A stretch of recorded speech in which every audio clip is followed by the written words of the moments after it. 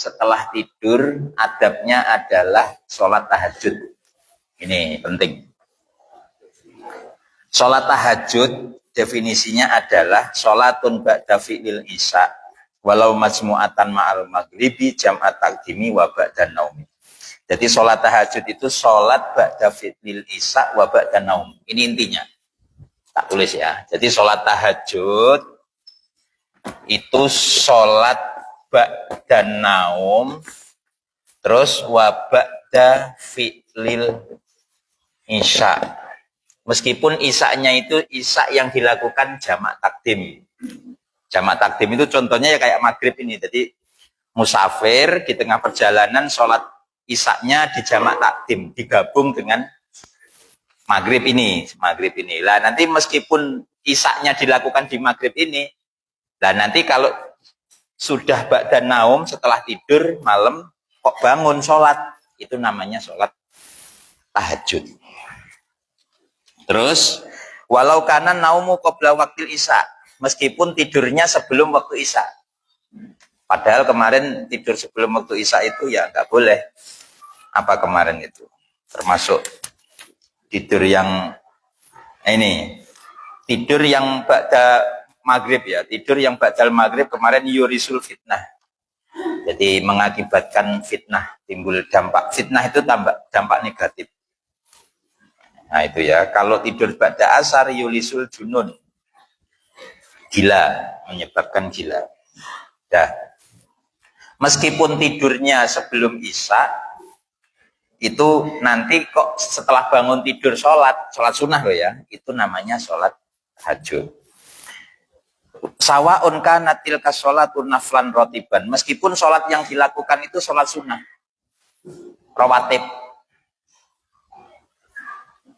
Jadi contohnya begini, tidur dulu, setelah tidur, bangun umpama jam 10 malam atau jam 12, bangun terus sholat isya, setelah sholat isya, sholat ba'diyah isya, rawatib. Sholat ba'diyah isya, lah sholat ba'diyah isya ini juga dinamakan sholat tahajud, meskipun nggak niat tahajud. Karena ini sudah masuk dua definisi ini. Ba'da naum, setelah tidur, ba'da sholatil isya. Kriterianya dua ini, setelah tidur dan setelah sholat isya. Jadi kalau sudah melewati dua ini, nanti berarti sholat sunnah setelahnya itu dinamakan tahajud.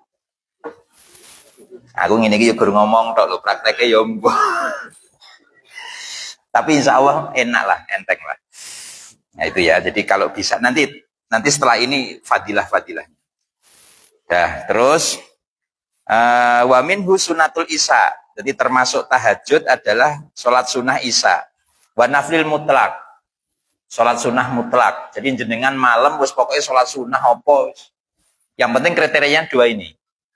Setelah tidur dan setelah sholat isya. Wis pokoknya itu semuanya termasuk tahajud.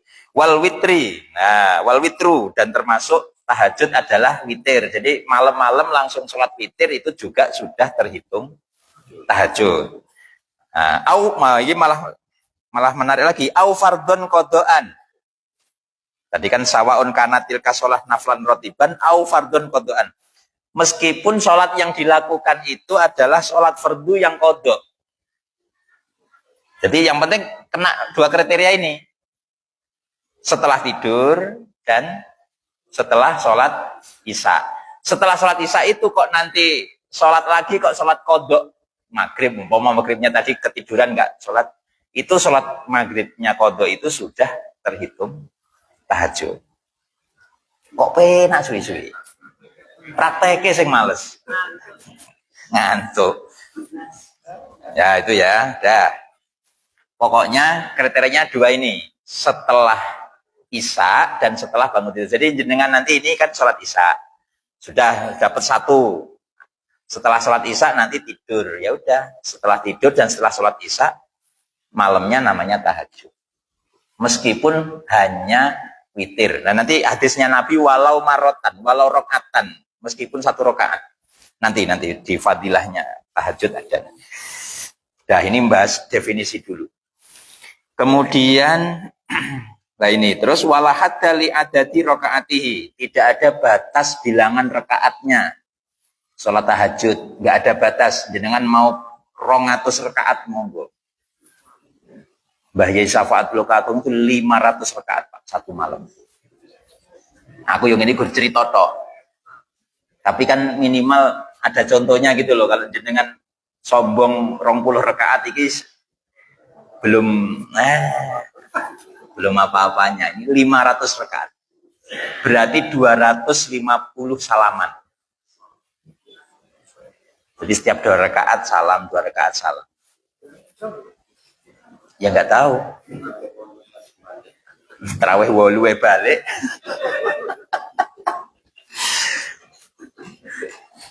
Ya kalau terawih itu kalau yang 20 itu sekitar 15 menit. Itu jamaah, kalau sendiri bisa 10 menit. Andaikan 10 menit dapat 20 rakaat, ya tinggal ngitungnya. Berarti kalau 1 jam dapat berapa? 120 ya?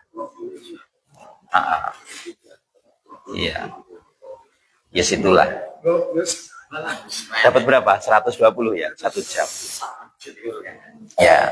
Kira ora kiai kabeh dadi ora kuat. Itu kan yang kiai bener. Nah, ini hanya cerita. Wala hadda li adati rakaati, tidak ada batas bilangan rakaatnya. Monggo.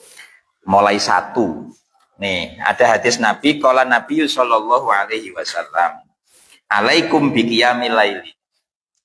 Fokuskan untuk bisa sholat malam. Walau rakaatan. Nah, ini yang saya tahu. Meskipun hanya 1 rakaat.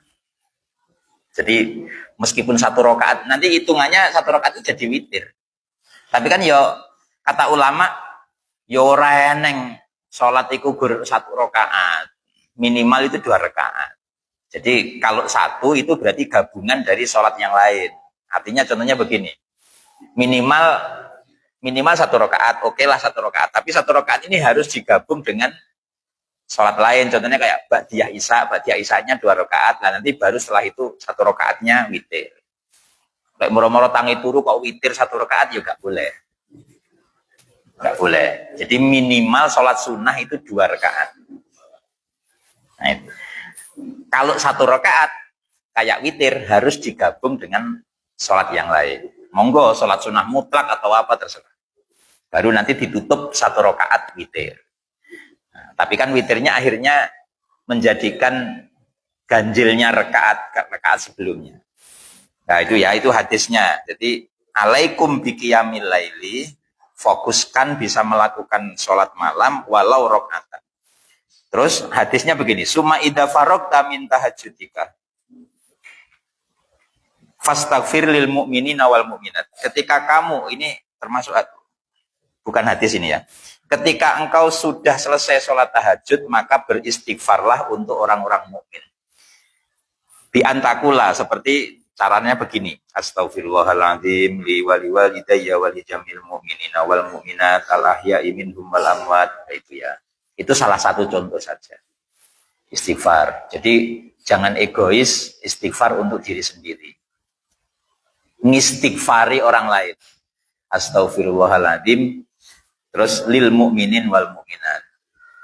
Kalau Mbah Yai saya ditambah gini, astaghfirullahaladzim li wali walidayya wali ashabil hukukil wajibati alayya wali man ahsana ilayya wali jamil muslimina wal muslimat wal mu'mina wal mu'minat al ahya'i minhum wal amwat. Setelah tahajud itu membaca istighfar. Lah barang siapa, nah ini bacanya kula yaumin sab'an wa isrina marotan, bacanya 27 kali. Kana minal ladina yustajabu lahum wa yurzaku bihim ahlus sama. Maka dia termasuk orang yang dimustajabkan doanya. Jadi baca itu tadi, istighfar untuk orang-orang mukmin mukminat, semua orang mukmin diistighfari, dimintakan ampun. Itu nanti kita termasuk orang-orang yang dimustajabkan doanya. Nah itu ya, tapi berat, harus malam bangun. Nah ini ada hadis lagi, waqala Nabi sallallahu alaihi wasallam, Man istaghfarallaha dubura kulli sholatin salasa marratin faqala astaghfirullahaladzim alladzi la ilaha illa huwal hayyul qayyum wa atubu ilaih ghufirat dunubuhu wa in kana qad farra minaz zahfi. Menarik ini Pak.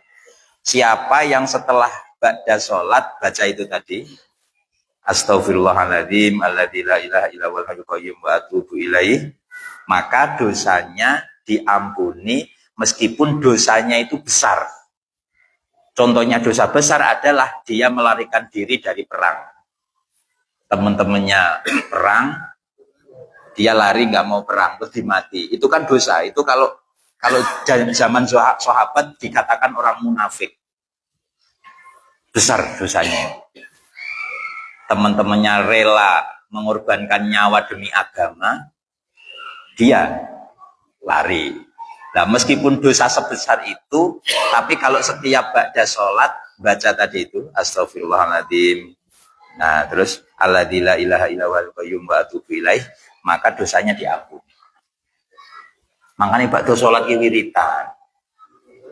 Ya, wiritan terus nggih. Meskipun sendiri nggak apa-apa wes, nggak usah bareng-bareng imam monggo, karena mungkin masjidnya tradisinya nggak bareng-bareng. Tapi ya terus aja dolanan. Makanya anak-anak itu yang lari-lari itu harus dilatih itu Pak. Mbuh piye carane kon. Kalau orang-orang kiai-kiai dulu cara ngelatihnya ya baca sholat banter.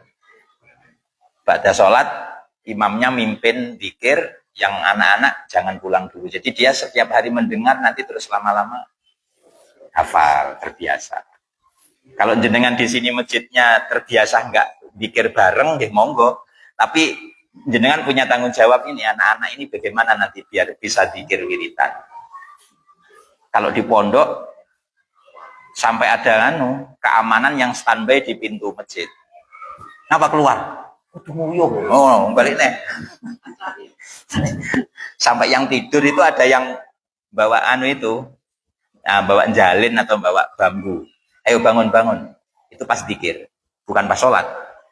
Pas zikir, ketika pas zikirnya ada yang ketiduran, ada yang bangunkan. Nah, itu ya agak ekstrim. Makanya banyak yang nggak betah. Siapa enak turu sidik digugah. Nah itu ya. Jadi itu hadisnya. Siapa yang membaca astaghfirullahaladzim alladzi la ilaha illa huwal hayyul qayyum wa atubu ilaih, dosanya diampuni.